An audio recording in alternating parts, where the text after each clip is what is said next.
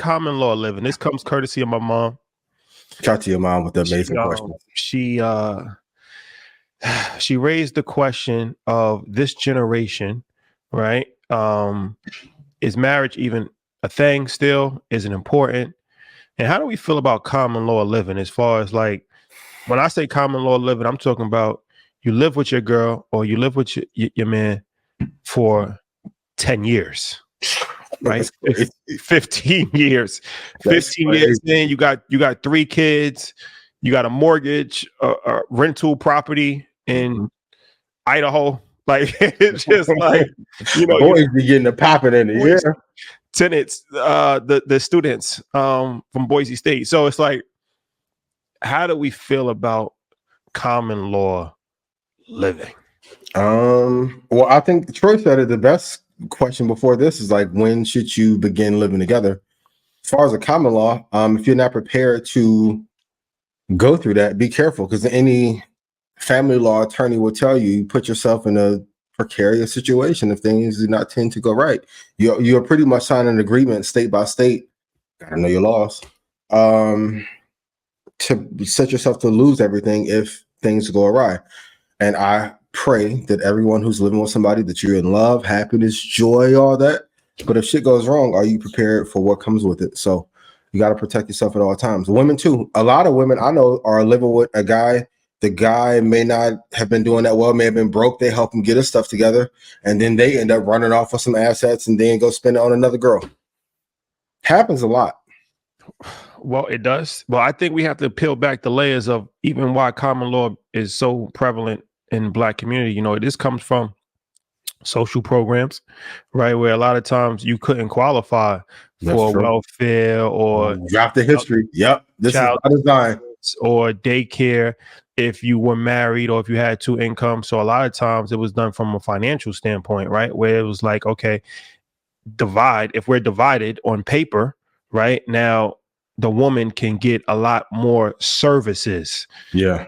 Government services that she would not be able to get if she wasn't a single mother, right? So even if she wasn't a single mother, it was no real incentive to get married, because if anything, by getting married, because we always look at it like you get married, that's beneficial, right? As far as your taxes and stuff like that. But you got to realize there's a certain population back then and even now still where they looked at it as detrimental as getting married, right? And I think that a lot of that's by design, because why would you even have those programs in place with stipulations that you have to make under a certain amount or you have to be single? Like, it's like you're purposely laying a trap for people not to get married, to have dysfunctional homes, right? So that's part of it from the government aspect of it. We can't deny that. I think another part to understand is that in a lot of states like California and other states, even if you don't get married after, I think in California, 7 years, you still, like, if you break up, they can still file for spousal support. They can still get different things that a legal wife or a legal husband will get, right? So don't think that you're just legally safe for not getting married. But then there's also a psychological thing that I think we have to really address in the Black community, as far as the idea of being put on paperwork, right? From like going to a court, signing a document. And this goes back to past trauma as well, right? Where it's like a lot of people don't want to have to legally, and there's some valid arguments to that, right? Because it's like, okay, if this is the law of the land, that's not the law of any religious text that you follow, right? No matter what religion you are, that's the law of America that you have to go through here. You have to sign these documents. You have to register with the courthouse. So, a lot of people were like, well, if we married, I don't want to have to go through paperwork. I don't want to have to go to a county clerk and all of that. And then I think it's an aspect of just psychological, where a lot of, especially men, they just can't see themselves being married, even though how I look at it, if you live with somebody for years, you're already married, right? Nothing changes. Yeah. Like, it's like, okay, if you get married today, what changes? You have a kid already. You already live together. You already have a house. You've already, Slept on the couch when you was mad. Like literally nothing changes. So I look at it like if you're going to do the years thing, you might as well just get married, right? Because from the downside of not being married financially, now you don't get any benefits as far as like a pension or retirement or, you know, different things of that nature. Like you're going to be left out of, even like having a say so in medical matters. This is why having a trust is important and a living will. But if you don't have that, if you don't have a living will, which most people don't have a living will, right? And let's say you know your spouse gets in a medical situation or your man gets in a medical situation, you as the girlfriend, you have no rights to say anything, right? Yeah. You can't go to the bank and like, okay, I'm his girlfriend. Let me have access to his bank account so I can pay his bills. That's not going to work. You know what I'm saying? So it's like, you know, power of attorney, all these different things. You know, it's stuff that, you know, you got to really think about. So yeah, I just feel like the common law thing, I never fully understood that. I feel like I'd rather just live separate, right? And then now we're in a relationship, but you know, you got your house, I got my house, you go home, I go home, we mad at each other, we don't got to see each other. But if I'm gonna live with somebody for a prolonged, because you might try, it's like a trial and error, right? After like a couple of years of living with a person in the same household, I mean, what are we doing, right? Some people live together because financially they need to, and you also got to be careful of the people who will live with you until they get to the next place they want to get to. Or next person they want to get to. Fellas, be careful using that wifey term, because if you end up in court and you say this is my wife too much, and y'all been living together 4 or 5 years, you may have to pay that spousal support. You got to know the laws, man. You got to know the laws. Please be careful. So what time should you move in? Where I'm at today, ain't gonna be no moving until we get married. You come to the house as much as you want to. I may even give you a key if I love you from the bottom of my heart, mi corazón. But live together prior to? Nah. Nah. No. I'm cool. How you feel about men that move in with a woman? Boy, you signed up for hell on earth. The respect will not be there after a while. My grandmother always told me, like, have your own place no matter what, so nobody can ever put you out or take advantage of you.